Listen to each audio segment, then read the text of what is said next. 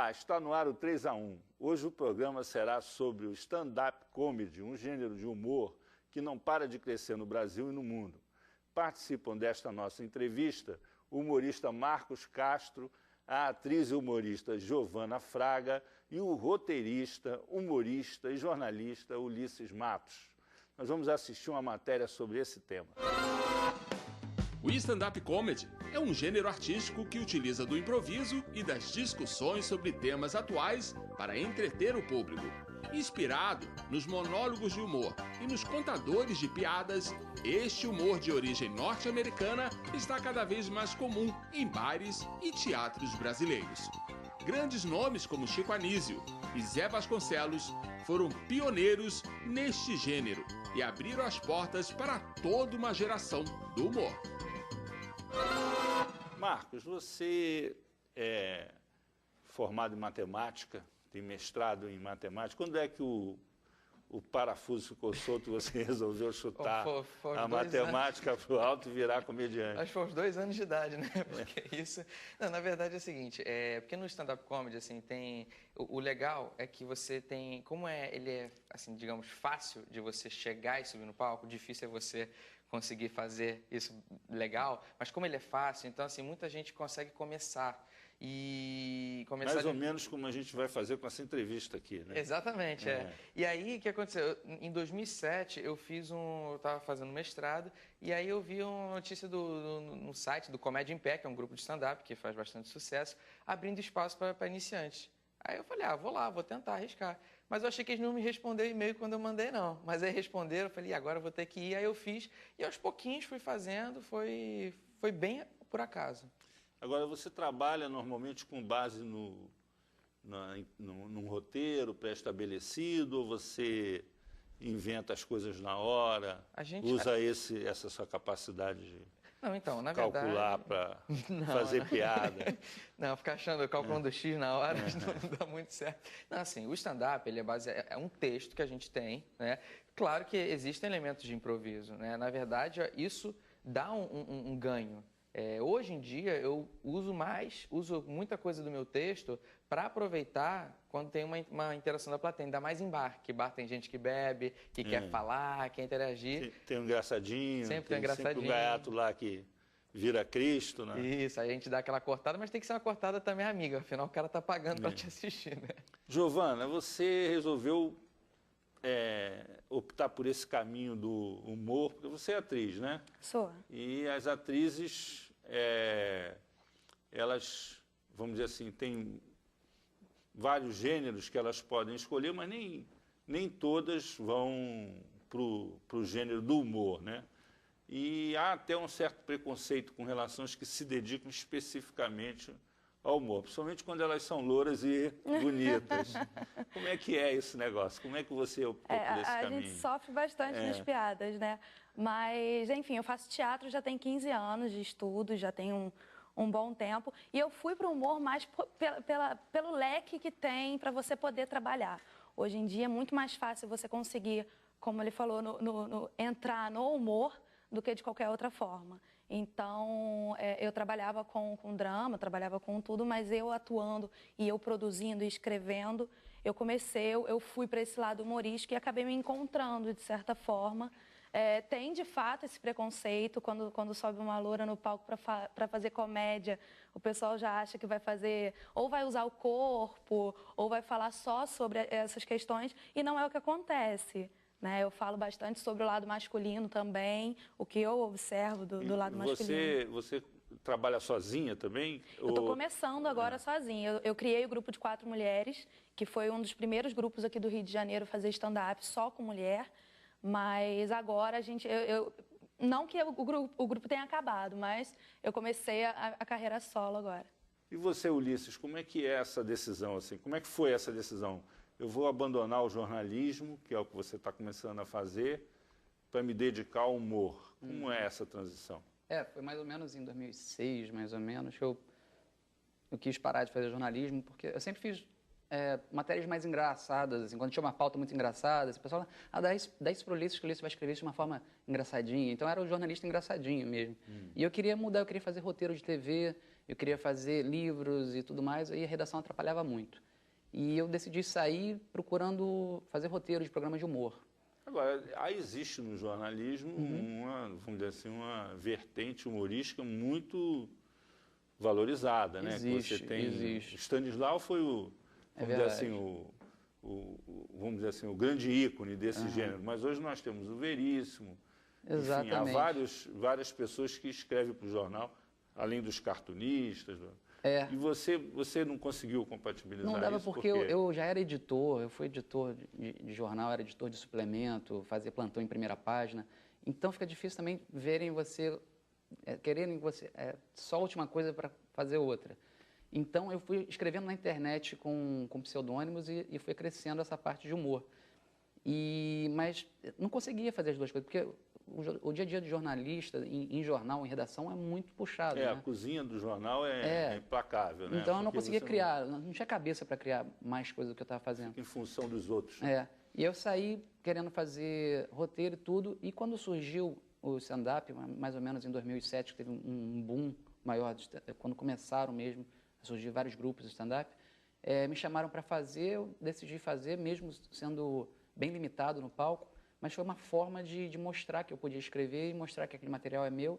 A partir dali que eu comecei a realmente ser chamado para escrever roteiros. Então, o stand-up para mim serviu meio como um ritual de passagem. Foi quando as pessoas começaram a me ver que realmente ele vai viver disso. Se ele sobe num palco e fala o que ele criou, então ele pode ser levado a sério mesmo como humorista. Agora, para o nosso telespectador aqui que não conhece esse tipo de gênero de humor, como é que você definiria o stand-up?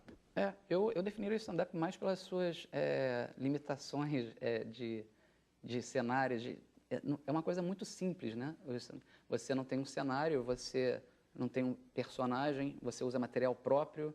Então, tem vários pontos do stand-up. Muitas vezes as pessoas acabam passando por cima desses... Ele é muito autoral, né? Muito autoral. Isso é muito importante, assim. E a gente sobe lá, as pessoas sabem que aquilo que a gente está falando foi a gente que escreveu. E isso é uma boa vitrine para quem está escrevendo, né? Para quem cria um humor. Eu acho que esse é o legal do stand-up. No mercado, a gente observa isso, quer dizer, você tem, primeiro, tem a internet, que é o que realmente, vamos dizer assim, sociabiliza, né? O gênero e os atores, os artistas que estão nessa estrada. Mas existe um mercado nas empresas de treinamento e que as pessoas, de certa maneira, até configuram um pouco o trabalho para atender essa demanda das empresas, principalmente empresas interessadas em melhorar o ambiente corporativo, né? Fazer com que as pessoas fiquem mais à vontade nas empresas para falar, para criticar, enfim, e aí isso acaba, de certa maneira, influenciando também o texto dos artistas, porque eles fazem uma coisa que o sujeito lá, o empresário, assiste e tal, ele quer mostrar para os empregados dele, porque aquilo vai ajudar a empresa a se desenvolver, coisa desse tipo. E esse mercado está crescendo, ele, de certa maneira, garante a sobrevivência para os artistas. Muita gente que está vivendo de fora da televisão, fora do... eu acho que muita gente que vive de stand-up mesmo, que está indo mais para esse caminho. Eu acho que é o que banca mais do que um show, né? Acho que um cachê para você fazer uma apresentação numa empresa ou num evento de uma empresa, ele é bem maior do que normalmente se tira numa bilheteria. Acho que o Marcos tem uma experiência maior com isso, né? Pois é, na verdade, a vantagem da gente fazer esses eventos corporativos em relação a, de repente, outras áreas de atuação de humor é que, como é um humor muito autoral e ele é facilmente adaptável, porque eu não preciso construir, por exemplo, se eu quiser, imagina que um cliente de uma empresa, olha, eu gostaria que você falasse sobre a nossa dinâmica de trabalho de uma maneira engraçada. Se fosse alguém construir, alguém que tivesse que construir um sketch, talvez dependesse de um figurino, de um cenário, de uma trilha sonora, coisas que o stand-up não precisa. Então ele é fácil, assim, de ser transformado. É claro que existe toda uma dificuldade de escrever, mas ele é mais fácil de adaptar do que... É uma ideia na cabeça e um microfone na mão. Exatamente. É isso aí. E esse mercado garante aí para você? Garante. É claro que é uma coisa que assim, o stand-up, ele mesmo sendo de 2000, assim, claro que o stand-up já começou há muito tempo atrás, mas em 2007, como Ulisses disse, já começou a crescer mais. Está no estágio inicial ainda, mas no Rio de Janeiro, por exemplo, existe uma certa dificuldade. Em São Paulo, por exemplo, já está mais difundido. São Paulo é muito mais desenvolvido do que aqui. Exatamente. Tem um público para isso. Curitiba também é uma cidade boa. Mas isso é uma coisa que ainda vai crescer bastante. Eu acredito que vai melhorar. Mas o legal do stand-up é que, assim, tá tirando essa coisa da pessoa ir ao teatro para ver o ator. Né? A pessoa vai ao teatro, ou agora, hoje em dia, né, num barzinho, qualquer apresentação, para ver, para rir, para se divertir, não para ver o ator, porque tinha muito isso antigamente, né? Você ia para o teatro para ver, vou ver o ator da novela tal. Hoje em dia, não, o pessoal vai para se divertir, entendeu? E isso é bacana no stand-up. De repente, vão para ver o texto, né? É mais do que... E rola muita identificação, né? Porque como a gente conta, bom, pelo menos eu, né? Falo muito de coisas que acontecem no meu dia a dia, às vezes acontece com uma amiga minha e eu pego pra mim, então as pessoas acabam se identificando e no final falam assim, pô, aconteceu a mesma coisa comigo. Agora me diga uma coisa, e esse circuito dos bares, como é que esse negócio funciona, assim, em termos de mercado? Porque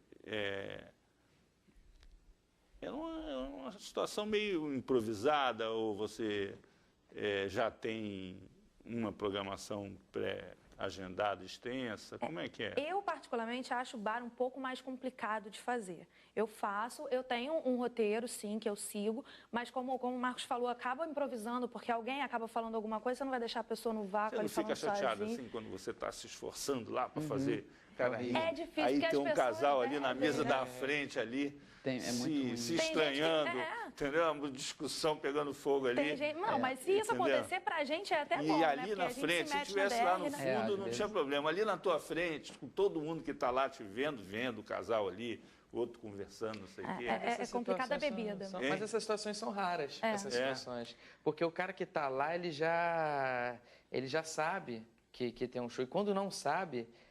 O próprio público, em geral, claro que há exceções, ele fala, pessoal, fala baixo. O público, às vezes, compreende que é um show.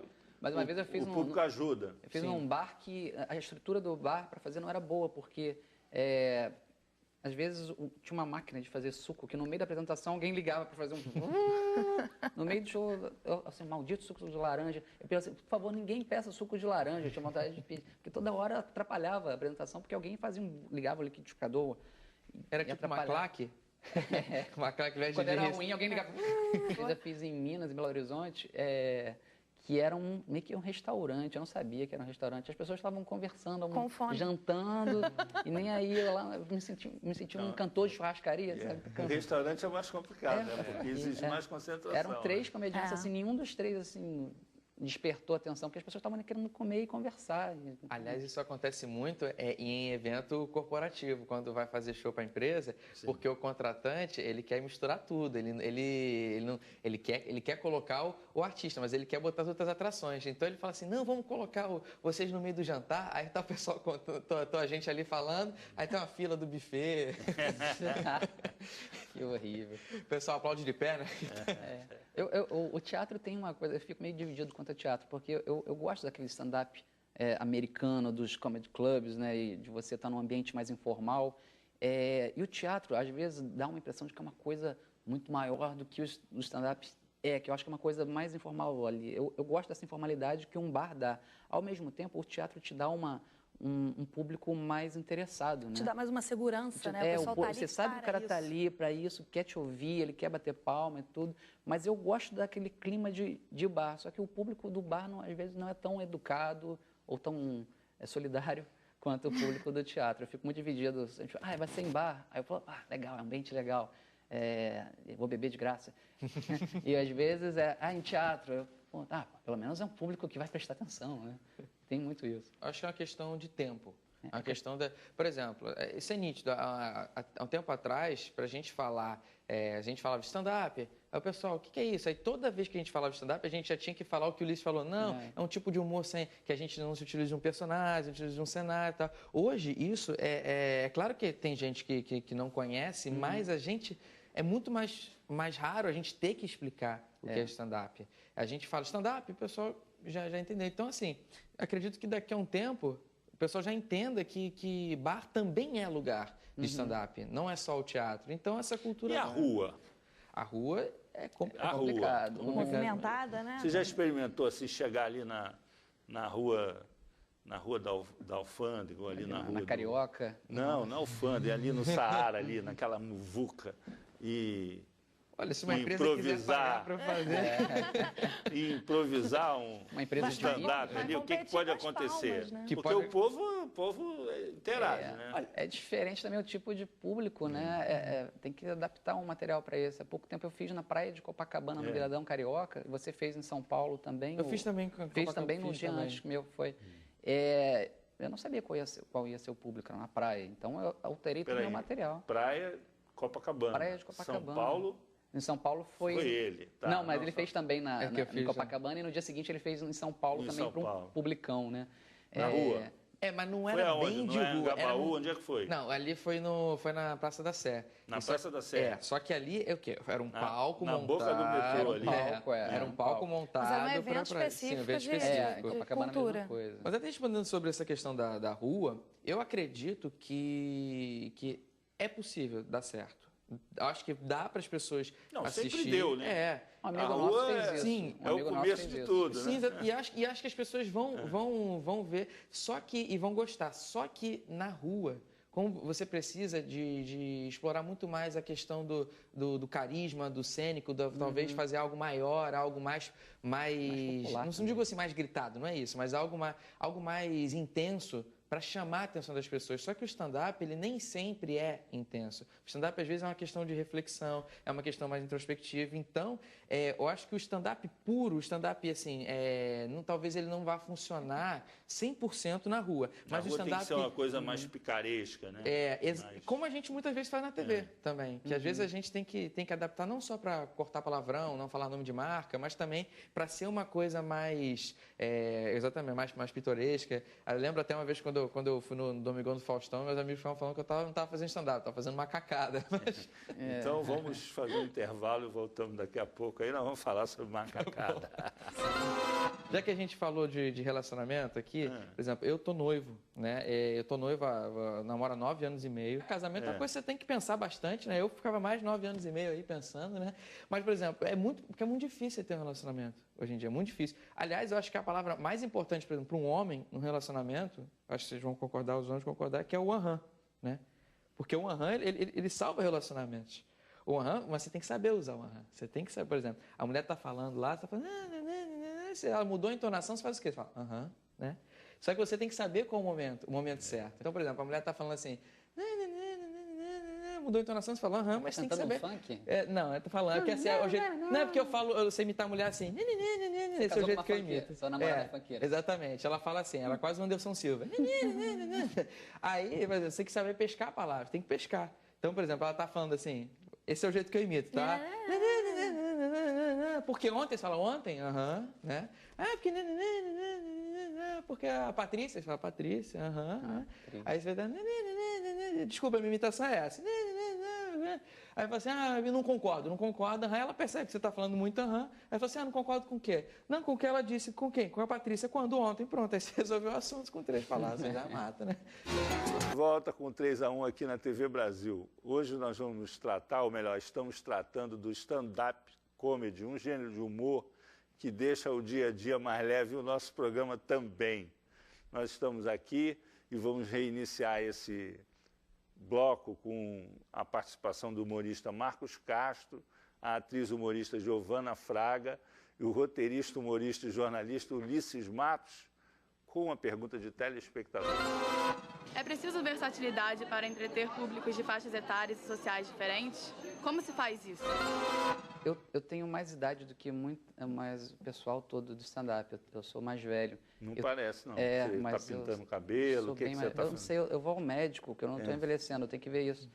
Eu estou com 39 anos e eu tenho um filho já de 6 anos de idade. Então, um relacionamento longo com a minha esposa. Então, eu acabo levando muito isso para o stand-up. No início, eu até falava, quando eu via um público mais jovem, eu falava assim, pô, os caras não vão se identificar com o que eu vou falar. mas também tem sempre um grupo mais velho também, assim, tem ido mais pessoas de mais idade também assistir stand-up. Eu, por exemplo, entrei num grupo agora, que eu sempre ia como convidado, que é o Estação Stand-up, e eu tenho ido e no final do show, algumas pessoas vão falar com um, outros vão falar, e vem muita pessoal de mais idade vem falar comigo, assim, gente que já tem família constituída. E aí o pessoal do grupo está falando assim, não, está ótimo, que agora o nosso grupo está com uma formação que tem um garoto que é jovem, tem o outro cara mediano, e tem você que tem agradado ao pessoal que já tem um relacionamento já de velhinho. Os velhinhos. A pessoa na faixa dos 30 que já está tendo filho e tudo mais. No stand-up eu acabo puxando um pouco para isso, de relacionamentos, de questão de relacionamento com o filho ou com a mulher. Você já reparou, por exemplo, que na conversa com um velho, a conversa é temática. Uhum. O sujeito mistura um negócio que aconteceu há 50 anos, 70, com um fato do dia a dia, um outro. Ele relaciona o assunto e, se o negócio foi ontem ou foi há 200 anos, para ele não faz nenhuma diferença. Tá Se dentro for do... 200 Você já, aliás, parabéns. Você já chegou nesse estágio Não, de construção do texto? Não, eu tenho toda hora, eu me meto muito eu caio muito naqueles generation gap, como é que a gente fala isso em português? Abismo de geração? Tem uns abismos de gerações que toda hora eu caio, porque eu ando muito com o pessoal mais jovem, o pessoal que escreve comigo, tem 20 e poucos anos e tal, e às vezes eu falo de uma coisa realmente que eles não têm a menor ideia do que eu estou falando. Mas não é por causa da gíria, não, que mudou? Não, a gíria, eu estou aprendendo a gíria desse pessoal jovem. outra língua quase. Às vezes eu chego em casa até falando com a minha mulher, usando uma gíria dessa para ver o que ela acha. O que você está falando assim? Mas não, eles estão falando assim agora, eu vou falar assim. Às vezes eu chego assim, pô... Eu chego para ela. Você vai acabar com o complexo. Vai acabar com o complexo de Peter Pan. Vou ficar um senhor ridículo, imagina. Aí eu falo assim, o bagulho é frenético. Que isso? O pessoal falou assim hoje lá. Aí, mas às vezes com os meus colegas, mas assim, eu estou sempre renovando também. Eu sei o que está acontecendo no mundo, que eu sou muito ligado à internet, e os meus amigos também, que eu faço vídeos com eles. Por falar em internet, vamos ver aqui com o Marcos. Como é que você lida com essa... Por exemplo, o texto na internet está muito, vamos dizer assim, contaminado pela informalidade. Como é que você lida com isso no texto, do teu texto, essa linguagem da internet? Na verdade, eu até tenho, além do stand-up, hoje eu tenho um trabalho paralelo, não é paralelo, porque na verdade as coisas se misturam, mas é um trabalho de humor voltado especificamente para a internet, através de vídeos. Eu faço vídeos e aí a informalidade ela é muito forte. Por exemplo, eu tenho vídeos que eu faço que é o videolog, que é o vlog, que basicamente uma câmera, eu falando no meu quarto, falando sobre qualquer assunto. Às vezes os assuntos são comuns ao stand-up, às vezes não, às vezes eu estou falando só qualquer coisa.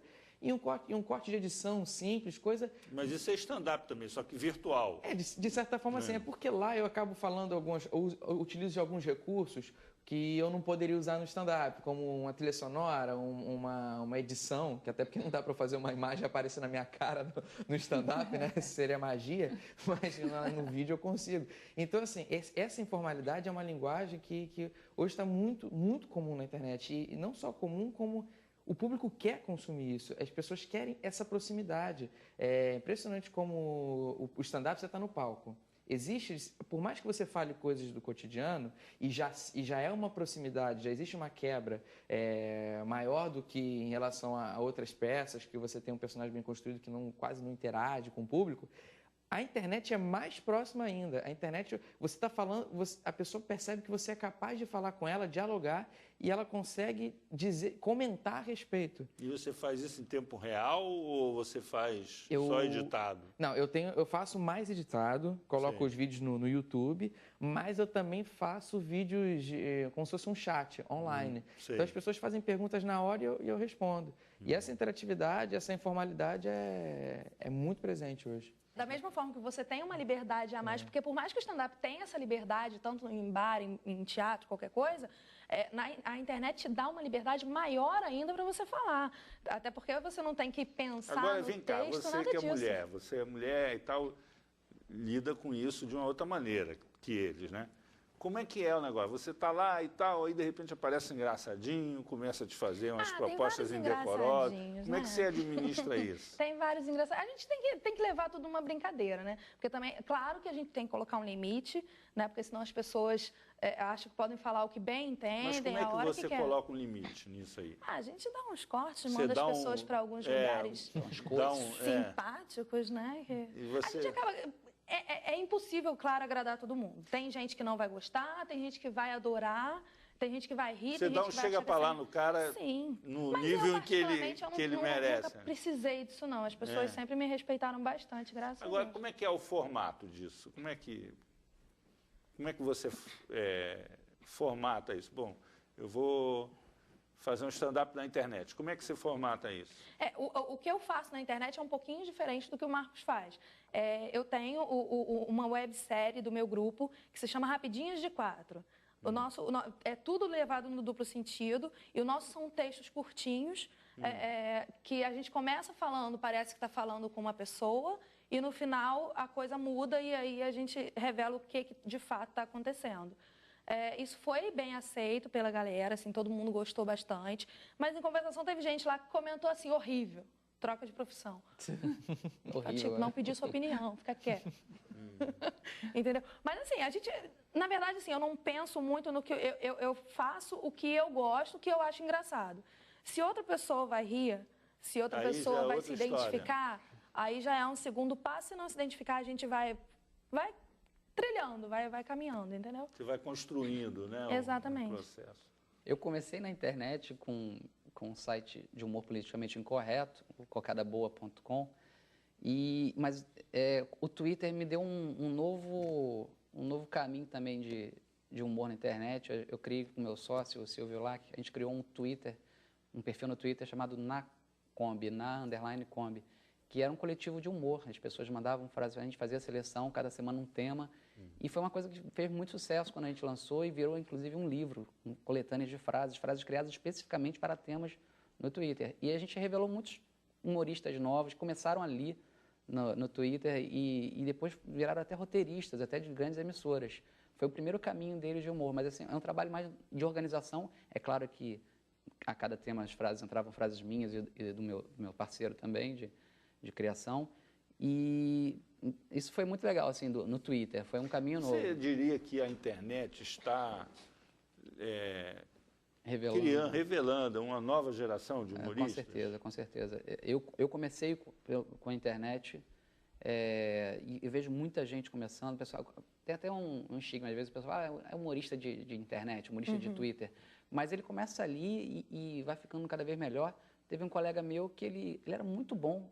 Ele foi se destacando na Kombi, a gente foi conversando, e falou, pô, você me ajuda a ter uma coluna na revista tal? Aí eu falei, tá, eu vou fazer essa ponte para você, tal. Fiz a ponte e ele virou um colunista dessa revista e começou a fazer. Eu vou fazer aqui uma comparação, quer dizer, você tinha, por exemplo, entre o teatro de revista e o teatro propriamente dito, você tinha no teatro de revista um ambiente mais permissivo, vamos dizer assim.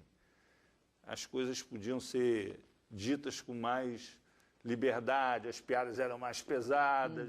Você, na televisão, principalmente a televisão aberta, você tem a barreira dos costumes muito forte. Quando a televisão avança o sinal, vem a pressão, vem uma reação enorme. Já na internet, a coisa mais permissiva, porque é menos regulamentada, né? Como é que você interpreta isso? Até onde essa coisa vai se sustentar? Eu acho que na internet, o problema não é só você estar na televisão ou na internet, depende de quem você é. Se você está na internet falando o que quer e de repente você cruza a fronteira e vai para a televisão, depois até o que você fala na internet tem que ser vigiado, porque você passa a ser uma celebridade. Então, não é...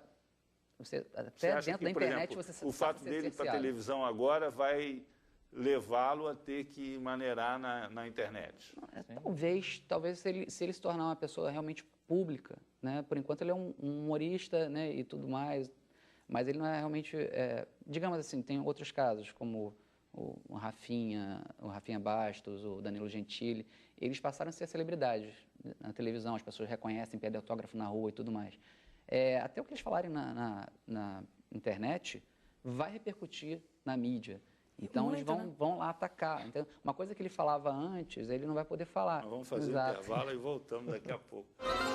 Minha mãe, ela me deixa louca, né? Então, às vezes, ela tá discutindo comigo, eu tô ali parada, olhando pro nada, ela vira pra mim e fala assim, olha pra mim quando eu estiver falando com você. Aí eu acho que o negócio ficou sério, quando eu olho pra ela, ela não me olha com essa cara.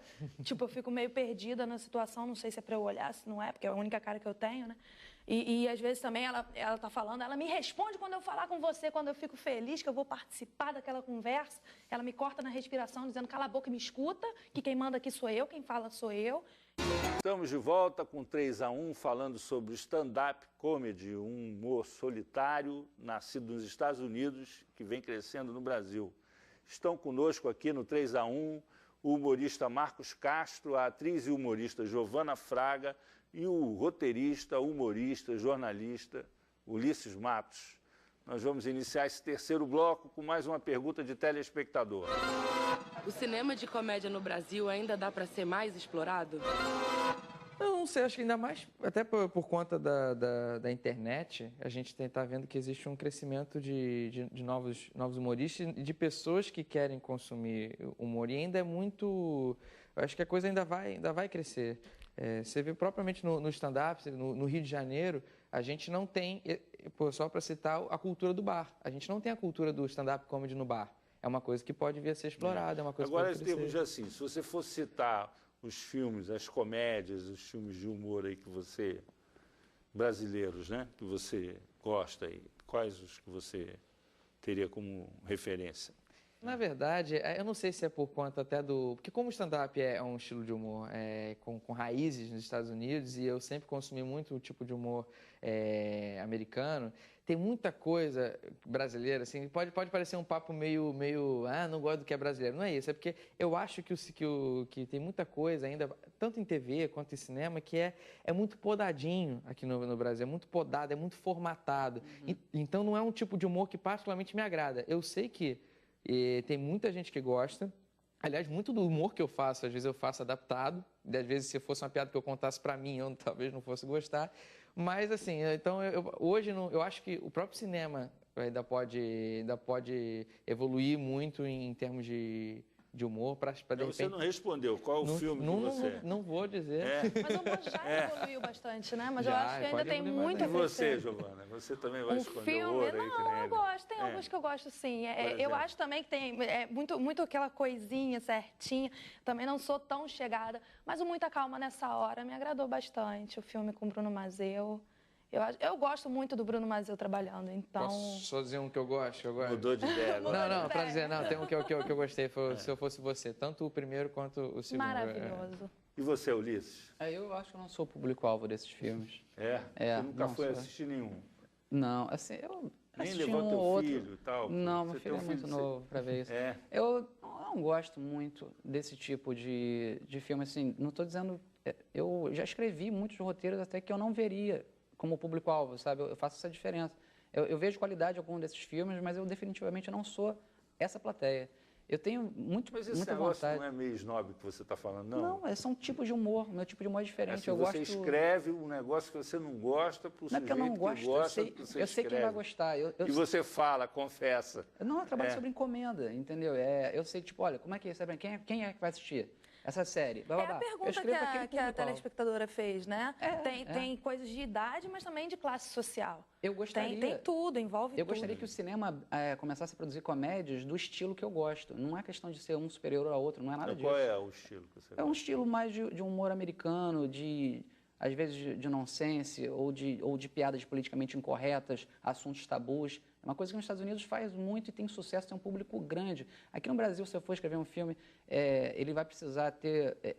geralmente eles são caros, eles precisam se pagar na bilheteria, se pagar com o marketing, então você tem que atingir vários tipos de público para ele se pagar. Quando você fala politicamente correto, você está se referindo a quê? A censura moral, a patrulha ideológica, Tudo o que é? O que é que você... Tudo isso. Existem temas tabus que você não exemplo? deve abordar.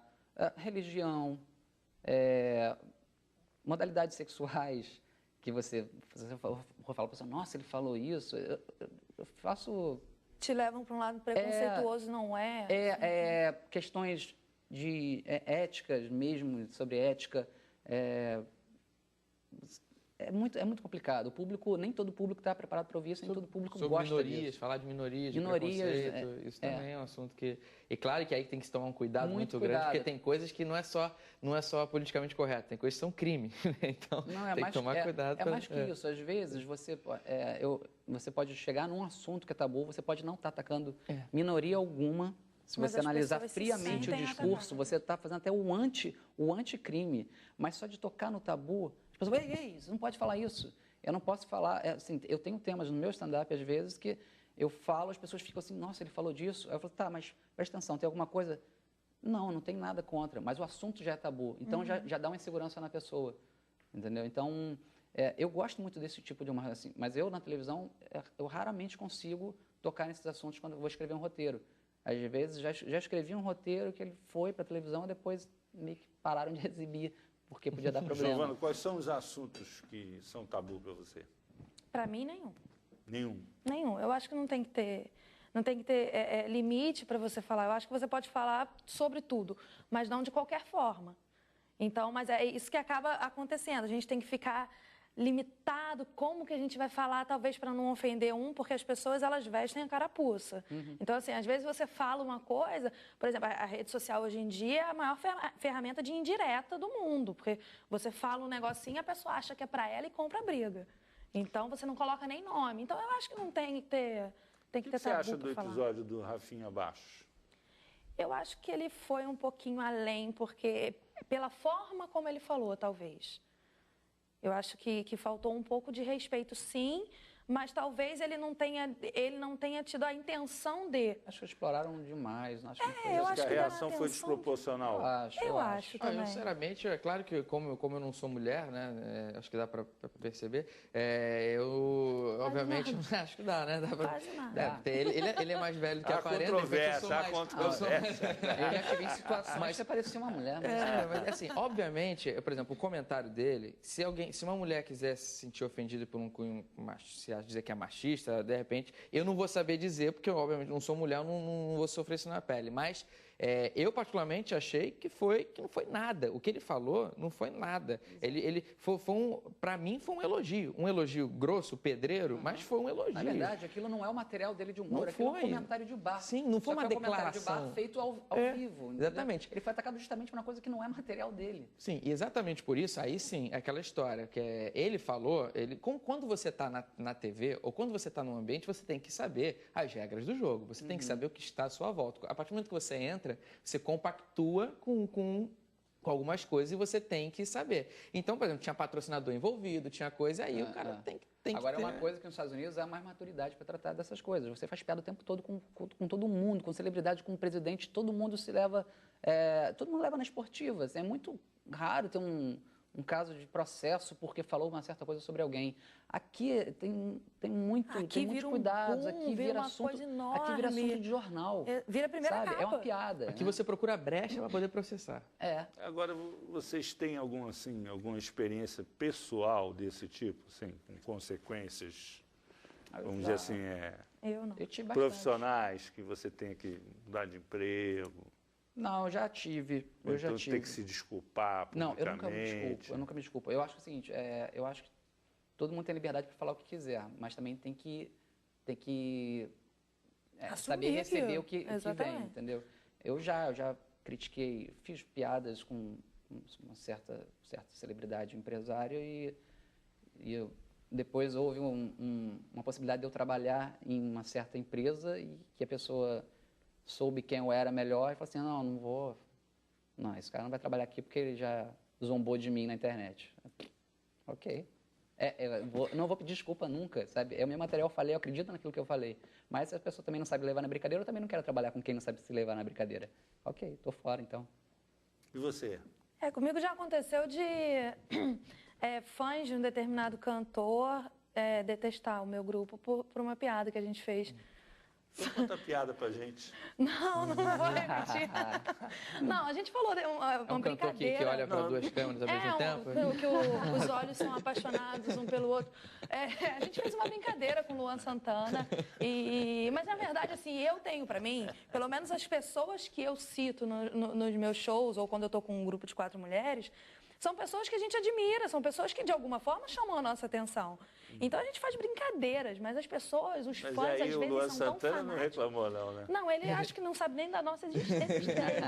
Mas os fãs dele são meio fanáticos. Acho que o Luan Santana, ele riu dentro do jatinho dele, né? Pois é, exatamente. Então, assim, o Bruno Mazeu arrumou uma quizumba também com os fãs do Luan Santana exatamente por essas implicâncias. Pois E é. acabou virando capa de jornal. Mas isso. mas aí olha a são dimensão fãs que as coisas tomam. Pois é, chiitas, eu aí são acho- fãs chiitas, aquele fã de adolescente, Sabe, que a pessoa é Ah, eu- perfeita, imaculada, você eu não zombou sei alguma o que coisa, acontece. Eu sei parece que falou do Cristo odeiam dela. a né? gente, assim, xingaram a gente de todos os nomes. Falaram que a gente tinha celulite, hein? Olha, Olha, a pior ofensa, mas para uma mulher, a pior Ah, ofensa. não acho não, tenho e... Enfim. Aconteceu Mas uma aí foi vez isso. comigo, quem quer ser ofendido, se ofende. Ah, é. Quem quer? Então, assim, às vezes a culpa é do humorista que passa um pouco da mão. Assim, o que eu quero dizer de passar um pouco da mão? Porque às vezes você está falando com um público que você tem que saber que aquele público não vai gostar daquilo. Então, por exemplo, você está na TV aberta, você sabe que tem pessoas de todo tipo de classe social, de idade, de cultura. Então, você não pode sair falando o que você quiser, porque vai ter gente ofendida. Mas tem também aquela pessoa que, às vezes, a culpa não é do humorista. A pessoa chega lá e, exemplo, uma vez eu fiz uma piada, não foi uma piada, eu perguntei para as mulheres no palco quantas mulheres sabiam a regra do impedimento. Isso aí, eu só fiz uma pergunta. E por quê? Porque, em geral, as mulheres... tem muita mulher que sabe, mas tem muita mulher que não sabe. Fiz apenas uma piada pela falta de conhecimento de futebolístico de algumas. Eu perguntei, uma mulher se levantou e foi embora. E aí eu fui perguntar depois pro cara da produção o que houve. Eu falei assim, não, ela é de movimento feminista e ficou indignada com a diferenciação. Eu falei assim, azar o dela, não tem como... Tipo, imagina, eu começo a falar, bom dia, a pessoa, não gosto que me desejem bom dia. A pessoa está se ofendendo por uma coisa que eu não tenho como controlar, né? É do movimento anti-bom dia. É, o movimento da noite, né? É. Mas só para deixar claro que eu sei. Você a já regra do chegou alguma impedimento. vez assim, você estava olhando para a pessoa virou para você e perguntou, você está rindo de quê? Tá rindo? Não, é assim... Nunca aconteceu Não, isso deixa eu chegar... contigo? Momentos íntimos, talvez. Você está rindo de quê? Não, assim, não, acho que não. Mas existe aquela pessoa que não quer... Lendo isso aqui, né? Não, porque você tem, vamos dizer assim, essa decisão sua de ser humorista, na verdade, isso é um dom, né? Tomara, O sujeito viver de fazer os outros rir e achar graça de tudo, isso é um dom, né? De todo mundo que Mas depois consegue, que você né? começa a trabalhar com humor, as pessoas já conversam com você, às vezes você está contando uma coisa séria que aconteceu e, E a pessoa tá está assim... achando graça. já está esperando... Tem um lance de você ser humorista que você começa a libertar o humorista dentro das outras pessoas, né? Tô com humorista aí, a pessoa começa a falar. Não, comigo todo mundo quer me contar piada. Chega assim, não, Giovana, vou te contar uma piada de loura. Conta! Vou falar o quê, né? Mas é verdade, isso acontece. Eu não, eu sou um cara mais de bem com a vida, tranquilo. Mas tem muito humorista que no dia a de dia... mal com a vida? que é mal-humorado, mal-humorado. é ranzinza. É mesmo? Muito e justamente Por exemplo, Eu. Não, às vezes, Por exemplo, vai na lata. às vezes vem gente até que está menos experiente, vem falando, olha só, o que você acha dessa aqui? Mas que trabalha no humor. Aí conta. Aí eu, legal. Mas se você não gostou, assim, gostei. Mas você não riu? Não, eu estou avaliando, assim, eu não rio numa gargalhada mais. Aí eu trabalho com isso. Aí é muito difícil dar gargalhadas, porque eu fico avaliando o material. Tipo, essa funcionaria pra cá. A gente começa a ser frio e calculista com as piadas. E aí Ser mais isso calculista pode ainda. gerar, Ser mais isso calculista. pode gerar uma coisa... Não tem cara de humorista, Uma não. antipatia. Porque você Tem muita gente que muito gosta do que eu faço às vezes, fala assim, nossa, você é tão sério, você fala umas coisas no palco que ninguém está esperando, que eu falo, eu não rio durante você é irônico, o show né? inteiro. Eu sou mais irônico, mais maldoso. E às Ele vezes, não, ele já ri à toa. Ele é muito gente boa, ele imita golfinhos, eu gosto Ele é muito do Marco simpático, Caio. né? Ele tem essa coisa de simpatia, ele é meio antipático. Mas eu sou uma pessoa ótima, boa e viu, doce ao também, mesmo Adriana? tempo. Né? Eu sou legal Muito também, né? Eu sou gente uma boa. personalidade complexa, talvez, eu diria. Mas eu não rio mesmo, então aí às vezes fica mais engraçado. Mas o quando eu tipo não de rio. humor que eu gosto de assistir, de consumir, é o tipo de humor irônico. Eu também. Que o Ulisses faz. Você está sendo irônico agora, não? Claro. viu? Se vocês tivessem que escolher entre manter o que vocês estão fazendo, trabalhar, se apresentando em barzinho, empresa e tal, ou fazer um programão daqueles de humor de televisão, quais seriam assim, as coisas que vocês gostariam de levar para a televisão desse humor que vocês fazem solitariamente? Eu escrevo alguns seriados de humor, eu gosto muito. Eu escrevo para 2 sitcoms na TV fechada e mais um programa humorístico e um novo agora que é um outro programa de humor. Eu ainda estou lutando para ter uma série que eu mesmo seja o roteirista final, a ideia minha está para ser aprovada em um canal, um projeto. Mas ainda não é o humor que eu gostaria de botar, porque tem há cobranças, tipo, a gente quer isso, a gente quer essa audiência, a gente quer isso.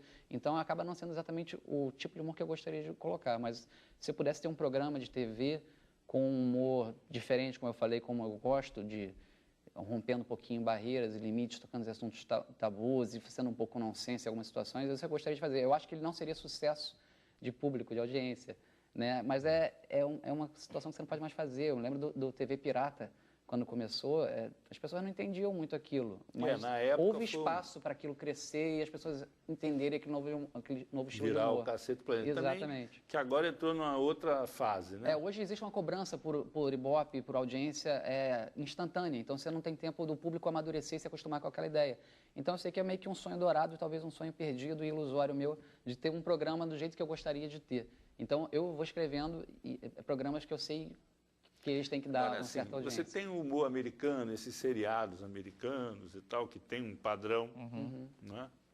E você tem esse humor brasileiro que tem a sua característica. A raiz lá no rádio, né? Que tem a raiz nos programas de rádio, que vem também do Mazzaropi e tal, Chico Anísio, né, que faleceu recentemente.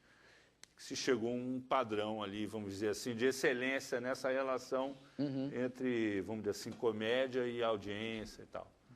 E o programa com o formato americano, ele não pega aqui no Brasil. O stand-up comedy também era uma coisa super americana que está Como é que crescendo aqui, né? E vocês o tempo todo estão falando, não, eu gosto do humor americano, eu gosto do humor Mas americano. Eu acho curioso que eu não consigo entender. Não é nem só americano, que os o humor inglês enlados, também quando vem pra cá, quando os seriados que a gente... são sucesso, tem muitos seriados americanos que vêm pra cá, são sucesso. Eu acho que é questão de conseguir... Eu não sei se... Mas é na TV fechada também, né? Não, mas tem muita coisa em TV aberta, seriados que fazem sucesso. Mas eu acho que as coisas daqui também estão começando a tomar um rumo, a emplacar. Acho que tem muitos aí. Tem o Paulo Gustavo, hoje em dia o programa dele já é um boom, né? Todo mundo já espera. Mas o próprio stand-up comedy, eu digo, há 10 anos a gente talvez não estivesse fazendo isso. Então Sim, o público tem um público querendo conhecer coisas novas, estilos novos. Eu tenho esperança de que exista um público suficientemente grande para poder bancar um humor que eu queira fazer. Agora, eu não sei se também... Porque, por exemplo, hoje eu não miro tanto televisão, porque eu acredito muito na força da internet. Se eu tivesse que fazer uma aposta, assim, como é que tá aqui, como estaremos daqui a 10 anos, eu acredito que muita gente vai estar saindo da TV, querendo construir coisas na internet, porque a internet tem mais audiência do que a TV. Isso é uma coisa que eu acredito que possa, principalmente em termos de humor. Eu mesmo, hoje, eu foco bastante na internet e acredito que, por exemplo, você tem na internet uma chance muito grande, futuramente, de ter um programa que não deve nada à estrutura de TV na internet. Eu tenho um problema na internet. Às vezes eu tenho ótimas ideias, mas eu preciso que elas sejam feitas na TV ou no cinema porque ela precisa de uma verba para ser feita. Na internet, a gente tem que fazer em cima da nossa criatividade. A gente não tem um orçamento para fazer. Por isso que eu acredito que daqui a muito tempo empresas vão estar olhando para a internet. Eu gostaria que virasse esse jogo, porque na internet... Mas hoje em dia já tem um pouco isso, né? Já está começando essa questão das empresas acabar patrocinando vídeos na internet. Sim, mas ainda não com aquela estrutura de um seriado. Está começando, né? Eu preciso de 50 mil por episódio. Por isso que eu falei 10 anos. Só? 50, 60 mil por episódio, que é quanto a gente às vezes consegue na TV para assinatura. Na TV aberta dão até mais. Na internet não. Mas eu acho que daqui a um tempo... O caminho é esse. Olha, daqui a um tempo vocês vão ficar ricos. Tomara. Tomara. você ter filho é muito bom, que você vai descobrindo mais sobre as pessoas, sobre como as pessoas podem ser mais idiotas. Porque nas ruas, por exemplo, com filho, eu me lembro quando meu filho tinha 9 meses, mais ou menos, e não sabia falar, não era tão divertido quanto ele é agora. Uma vez uma senhora até chegou na rua e começou a falar, né? Que bonito seu filho, eu um carrinho com ele.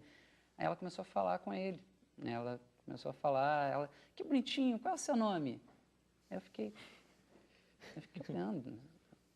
Aí ela continuou, qual é o seu nome? Eu falei, poxa, eu nem sabia que ele falava. E ela começou a insistir, qual é o seu nome? Começou a olhar para a minha cara. Qual é o seu nome? Qual é o seu nome? Olhando para a minha cara. Aí meu nome é Heitor. Aí eu falei, cara, não sabia que tinha isso, que eu tinha que fazer esse teatrinho na rua para as pessoas, sabe?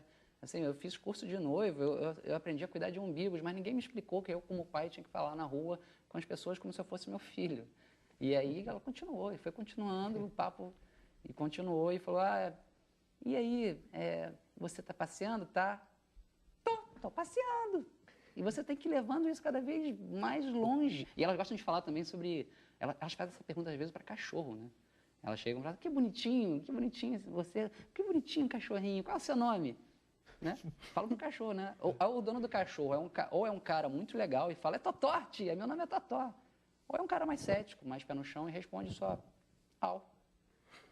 Eu estava esperando que o cachorro falasse, au, pronto, a pessoa se coloca no seu próprio lugar. Fica por aí. Nós vamos ter que encerrar o programa, o nosso tempo acabou. Agradecemos a participação do humorista Marcos Castro, da atriz humorista Giovana Fraga e do roteirista, humorista e jornalista Ulisses Matos. Até a próxima quarta-feira aqui na TV Brasil.